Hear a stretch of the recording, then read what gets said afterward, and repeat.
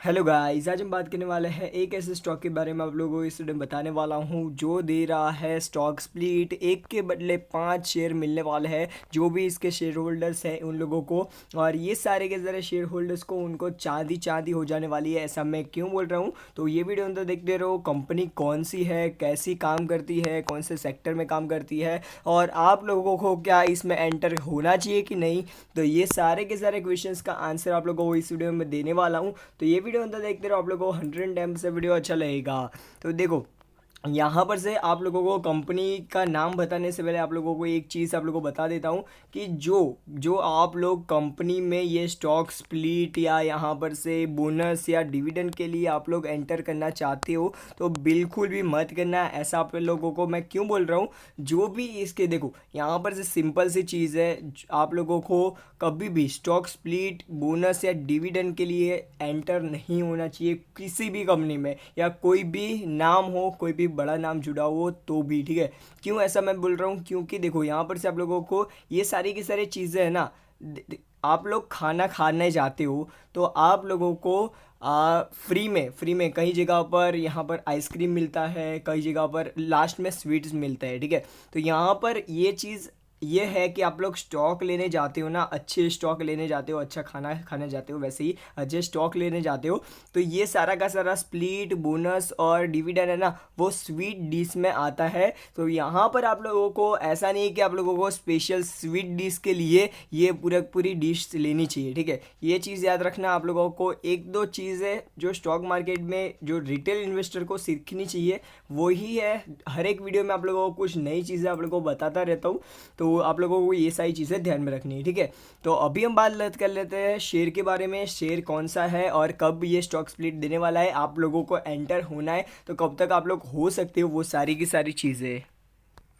तो यहाँ पर से कंपनी का नाम लोगों मैं सबसे पहले बता देता हूँ कि कंपनी का नाम है वैभव ग्लोबल लिमिटेड करके ये कंपनी है। और इनका जो बिज़नेस मॉडल है बहुत ज़्यादा यूनिक है। तो यहाँ पर आप लोगों को इसका बिज़नेस मॉडल की बात करें, एकदम यूनिक सा बिज़नेस मॉडल है। ऐसा मैं क्यों बोल रहा हूँ, तो इनकी जो मार्केट में नीश है, मतलब ये किस कंपनी, मतलब किस सेगमेंट में काम करती है, तो ये रिटेल सेगमेंट में, रिटेल स्पेस में काम करती है। और यहाँ पर ये स्पेशली किस किस चीज़ों में क्या काम करती है, जैसे कि यहाँ पर से ज्वेलरी सेगमेंट में, उसके साथ साथ एसेसरीज एंड लाइफस्टाइल प्रोडक्ट के सेगमेंट में ये कंपनी काम करती है।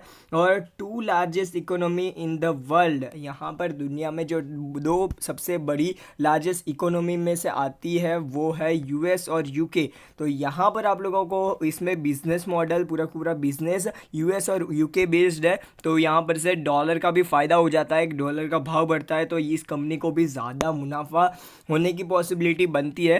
तो आप लोगों को ये सारी की सारी चीज़ें ध्यान में रखनी है। तो यहाँ पर आप लोगों को मिड कैप, यहाँ पर से आप लोगों को स्टॉक की बात करें तो मिड कैप टाइप का स्टॉक है। और यहाँ पर से आप लोगों को जो शेयर की करंट वैल्यू है 3,962 रुपये, और यहाँ पर हाई गया था 4,850 रुपये और लो गया था 904 रुपये। तो यहाँ पर आप लोग देख सकते हो लो से अभी इतना ज़्यादा ऊपर आ गया है। और ऊपर से मतलब ये शेयर है ना 4,850 रुपये से अभी इतना ज़्यादा लो पर चल रहा है, ठीक है। तो आप लोगों को ये चीज़ें ध्यान में रखनी है। कंपनी की बात कर रहे तो पी रेशियो भी चल रहा है 50 का, और 50-51 ही बोल लो। उसके बाद डिविडेंड यील्ड ठीक ठाक है, और उसके साथ साथ बुक वैल्यू से ये बहुत ज़्यादा ऊपर चल रहा है। आप लोगों को ये चीज़ें ध्यान में रखनी है। R O C R O ई की बात करी तो यहाँ पर से डिसेंट सा R O C R O ई है, और फेस वैल्यू अभी 10 के 10 है, जो आने वाले समय में कम होने वाली है, ठीक है। तो आप लोगों को मैं बताता हूँ ऐसे क्यों और वो सही चीज़ें। प्रोज एंड कॉन्स की बात करें तो ऑलमोस्ट डेट फ्री कंपनी है। यहाँ पर डिविडेंड पे आउट 26.4% 14% का इसका डिविडेंड पे आउट है। और स्टॉक बहुत ज़्यादा ऊपर, मैंने बोला ना बुक वैल्यू से बहुत ज़्यादा ऊपर चल रहा है।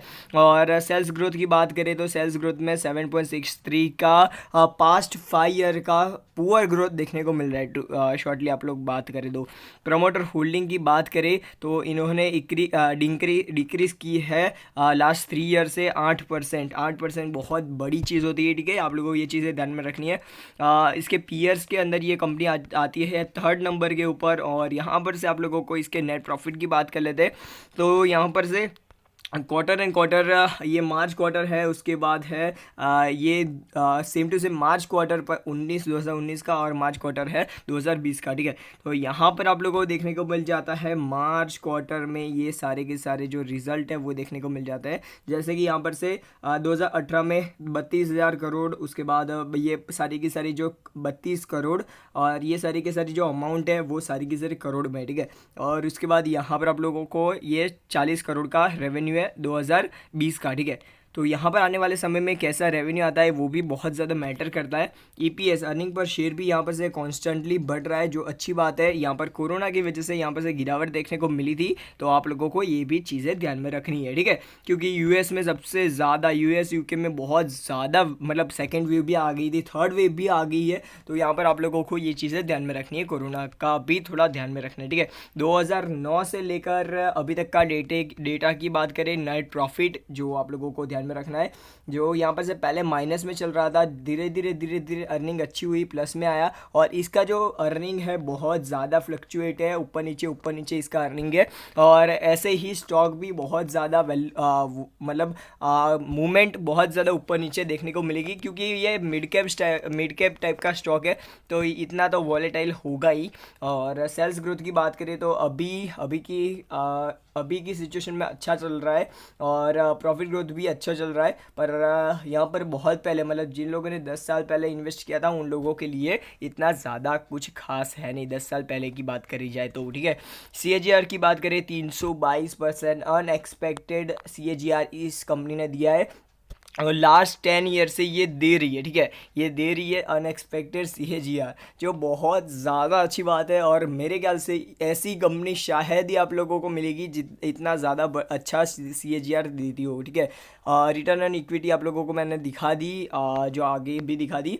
अभी इसकी बोरोइंग और रिजर्व्स की बात कर लेते हैं। रिजर्व इस कंपनी के पास 2010 से लेकर 2020 की यहाँ पर बात चल रही है। तो यहाँ पर आप लोगों को सबसे पहले रिजर्व्स की बात करें तो यहाँ पर थोड़ा करके इंक्रीमेंट ही आया है। पहले 110 करोड़ था, उसके बाद ये थोड़ा करके यहाँ पर डिक्रीमेंट आया है। उसके बाद 200 करोड़ का रिजर्व हो गया। उसके बाद थोड़ा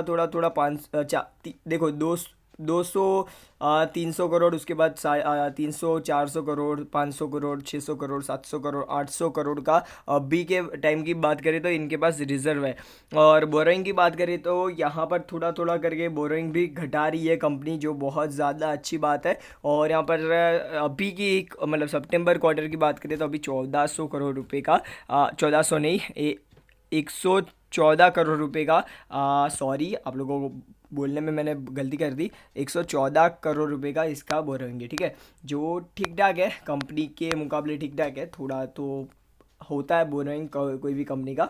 अभी हम बात कर लेते हैं शेयर होल्डिंग पैटर्न, जो आप लोगों को सबसे ज़्यादा ध्यान में रखनी है। तो यहाँ पर आप लोगों को सबसे ज़्यादा क्या ध्यान में रखना है, 2018 से लेकर 2019 2020 में आप लोगों को क्या क्या चीज़ें ध्यान में रखनी है। तो देखो, इसमें प्रमोटर्स की होल्डिंग को कांस्टेंट घटाया जा रहा है, ठीक है, ये आप लोगों को ध्यान में रखना है। और यहाँ पर से पब्लिक की जो होल्डिंग है इसमें भी आप लोगों को घटोती देखने को मिल रही है, मतलब पब्लिक की होल्डिंग भी घटी है। तो यहाँ पर आप लोगों को कौन खरीद रहा है माल, तो माल खरीद रहे हैं इसमें DIIs। देखो यहाँ पर आप लोग देख सकते हो DIIs वालों ने बहुत ज़्यादा माल खरीद लिए, ऑलमोस्ट 2 साल में डबल कर दिया है माल अपना, जो भी इन्वेस्टेड माल होता है वो।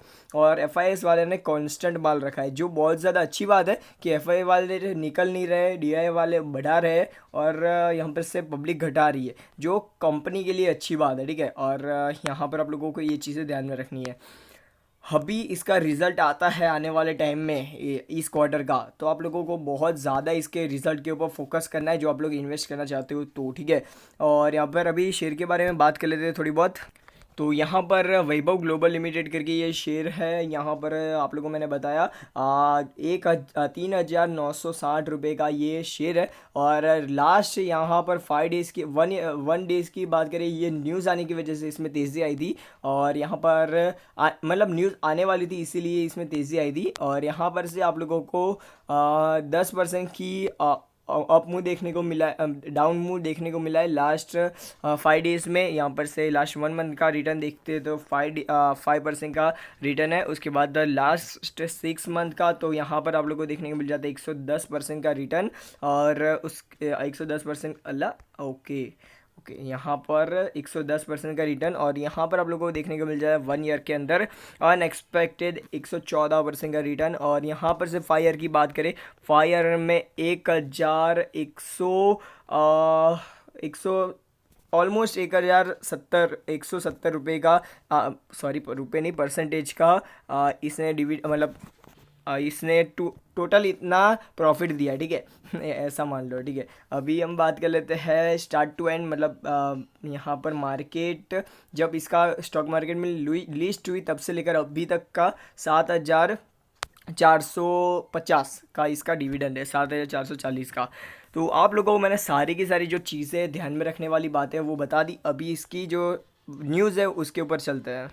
तो यहाँ पर आप लोगों को न्यूज़ क्या देखने को मिल जाती है, तो यहाँ पर आप लोगों को स्टॉक स्प्लिट देखने को मिल जाता है। सब डिवीज़न बोलो तो भी चलेगा, इसको स्टॉक स्प्लिट ही बोलते हैं। तो यहाँ पर से अभी स्टॉक स्प्लिट में क्या देखने को मिल जाता है, सब डिवीज़न होने वाला है 1 के बदले 5 शेयर का, ठीक है। Fully paid 5 shares. तो यहाँ पर आप लोगों को जिनके पास 1 शेयर है उन लोगों को डायरेक्ट 5 शेयर मिल जाएंगे, जिनके पास 10 शेयर है उनको 50 शेयर मिल जाएंगे। ये चीज़ याद रखना, तो आप लोगों को ये चीज़ें याद रखनी है, ठीक है।